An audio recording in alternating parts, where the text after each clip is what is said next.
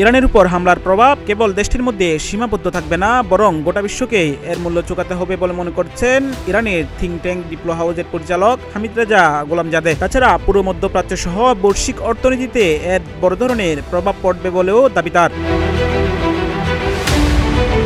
Tehran থেকে আল জাজিরাকে দেওয়া সাক্ষাৎকারে তিনি বলেন, ইরান নিজের আত্মরক্ষার অধিকার রাখে। পাশাপাশি আগেই সতর্ক করে দিয়েছিল ইরানের উপর হামলা হলে তা আঞ্চলিক যুদ্ধে রূপ নিতে পারে এবং এর প্রভাব পড়বে বৈশ্বিক অর্থনীতিতে। গোলামজাদে বলেন, তবে ইরানের সেই সতর্কবার্তাকে গুরুত্ব দেওয়া হয়নি। তার মতে সংঘাত শুরু হলে শুধু ইরান নয়, প্রতিবেশী দেশগুলোর পাশাপাশি বিশ্বের অন্যান্য অঞ্চলও এর প্রভাব থেকে রক্ষা পাবে না।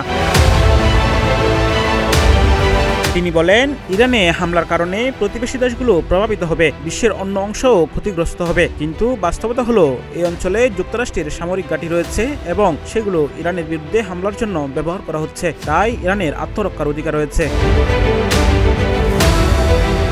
গোলামজাদে জানান, আত্মরক্ষার অংশ হিসেবে ইরানের জন্য গুরুত্বপূর্ণ একটি বিষয় হল হরমুজ প্রণালীর নিরাপত্তা নিশ্চিত করা। বিশ্বের অন্যতম গুরুত্বপূর্ণ এই সমুদ্রপথ দিয়ে প্রতিদিন বিপুল পরিমাণ জ্বালানি ও পণ্য সরবরাহ করা হয়।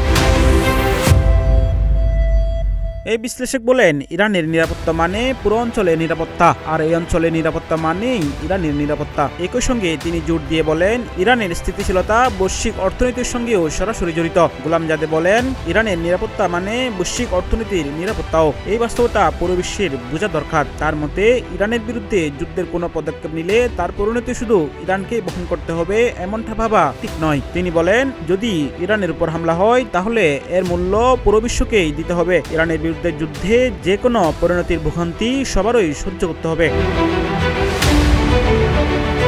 এর আগে পরমাণু আলোচনার মধ্যেই 28 ফেব্রুয়ারি ভোরে ইরানের রাজধানী তেহরান সহ বিভিন্ন এলাকায় যৌথভাবে হামলা শুরু করে ইসরায়েল যুক্তরাষ্ট্র। হামলায় প্রাণ হারান ইরানের সর্বোচ্চ নেতা আয়াতুল্লাহ আলী খামেনি সহ সামরিক বাহিনীর একাধিক শীর্ষ কর্মকর্তা। জবাবে কিছুক্ষণের মধ্যেই মধ্যপ্রাচ্য জুড়ে যুক্তরাষ্ট্রের বিভিন্ন সামরিক ঘাঁটিতে পাল্টা ক্ষেপণাস্ত্র হামলা চালায় ইরান। হামলা চালানো হয় ইসরায়েলের বিভিন্ন এলাকায়ও।